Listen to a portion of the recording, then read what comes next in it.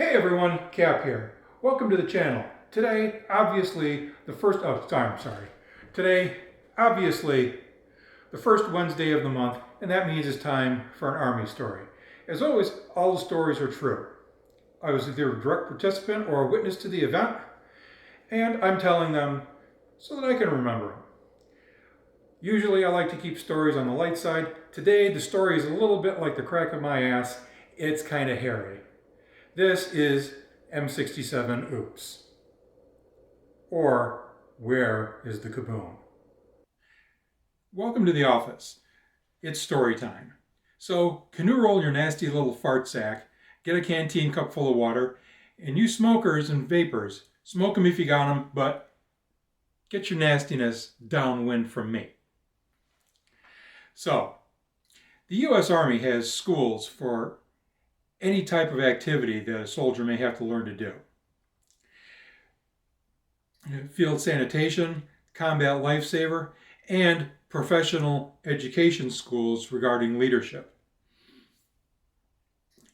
Those schools start when somebody is about to or has recently become a sergeant, and they progress all the way to the ultimate promotion, E9, Sergeant Major or Command Sergeant Major. But even though all NCOs go to those schools, there are some that modern gamers would call side quests.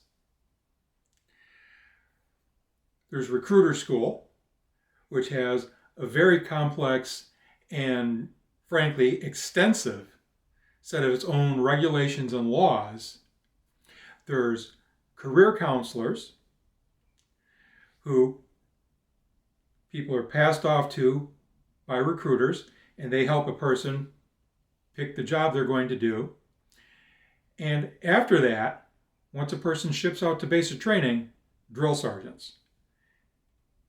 Drill sergeant school, like recruiting school and career counselor school, is supposed to be a school for mature, experienced, non-commissioned officers.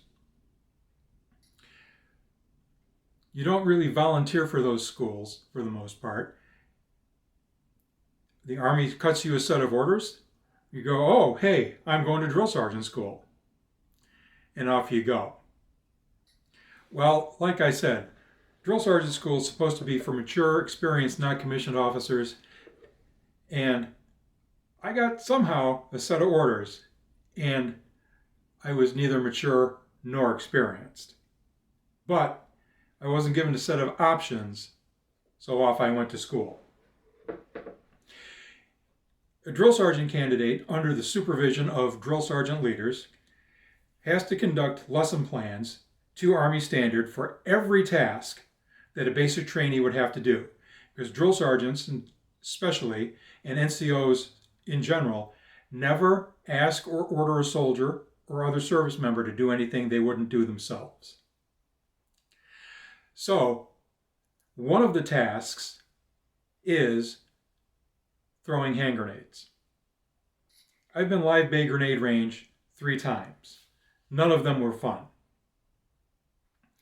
So the morning my class at drill sergeant school went to the grenade range, we started off in the practice area. In the practice area, you throw practice grenades. It's a metal body with a fuse screwed into the top. There's no explosive filler. There's just a hole at the bottom to let the noise and a little bit of smoke and heat from the fuse get out. It makes a little pop, like a blank in a rifle or a pistol. We co-located in the practice area with a basic training company.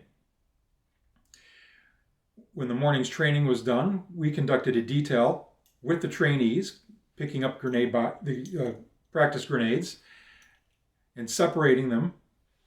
So the bodies went in milk crates to be reused, and the fuses went wherever the fuses go to be disposed of. After field feeding, we went to live bay grenade range, where, like the crack of my ass, things got kind of hairy.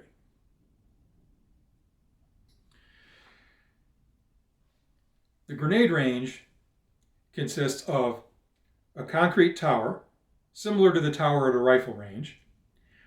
It has speakers where commands are given from, but it's blast proof and it's resistant to the shrapnel from a grenade. Next to the tower, there are two wings. They're bunkers where trainees or students who are waiting to throw live grenades wait their turn to go out to the pits. Every live bay grenade range I've seen has been set up that way and has 4 concrete pits and 2 large clear areas covered with clay with a berm around each of the 4 sides where the grenades are thrown into. And they are real live hand grenades.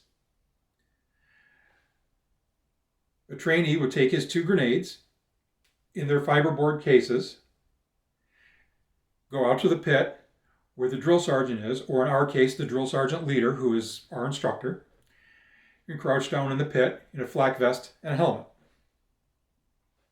You're issued tower commands to pit 1, who throws a grenade, pit 2, who throws a grenade, pit 3, and pit 4. Every trainee or student throws twice, and then the trainees or students exit those pits and new people come out. And we had a fairly good afternoon. I threw my 2 grenades. They're not fun. They can kill you. Every once in a while, if you pay close attention to the news, a trainee or a drill sergeant or both will die in some unfortunate incident at a grenade range. As a matter of fact, that happened in 1987 or 88.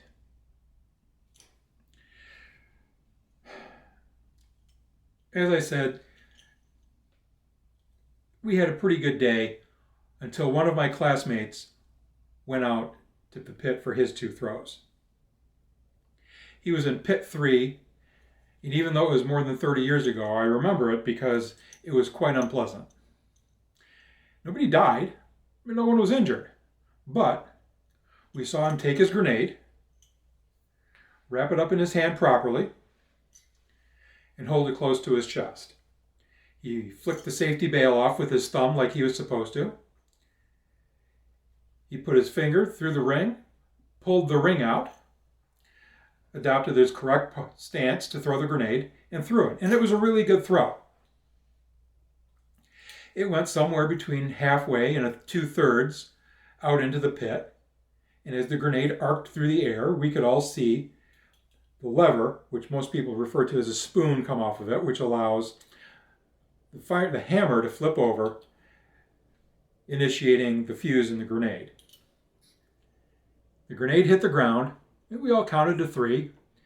And just like in the cartoons, we were thinking to ourselves, where's the kaboom? Well, there was no kaboom. It turned out that his grenade was a dud. And then the tower announced the commands for the waiting game. All the students, the drill sergeant candidates, and the drill sergeant leaders had to sit there in their concrete pits.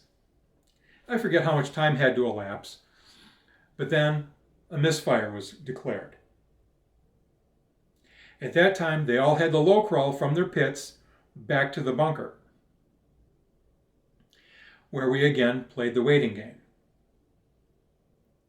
We were then informed that we were going to have to line up with our backs to the bunker, where we were sheltered from any shrapnel in case the grenade did cook off on its own, and that we were going to have to crawl a specific distance, and there was a line that was very obvious that we were going to have to cross, low crawling. And at that point, we were no longer going to be sheltered from the shrapnel by the mass of the bunker. And we were going to have to run about 100 meters to get away from the bunkers. At that point, EOD had to be called. That's explosive ordnance disposal. And back in those days, they didn't have robots. Somebody had to put on a bomb suit. They had to do a test burn on a piece of fuse to see how quickly the fuse was burning that day and the temperature and humidity. They had to cut a piece of fuse for a certain amount of time. They had to put a blasting cap on that fuse and install that on a 1/4-pound block of TNT. And then some poor bastard had to walk up to that grenade not knowing if it was about to go off or not, place that 1/4 pound block of TNT right up next to the grenade, activate the fuse igniter, and then walk away. I've never enjoyed grenade range. It's always been horribly stressful. If you've never thrown a grenade and you think you want to, take a hint, don't. If you do go to basic training, when it comes your turn for grenade range, follow the exact instructions given to you by your drill sergeants or your drill instructors and the tower commands, and you'll be okay. And whatever you do, don't let your thumb slip or shift on that lever.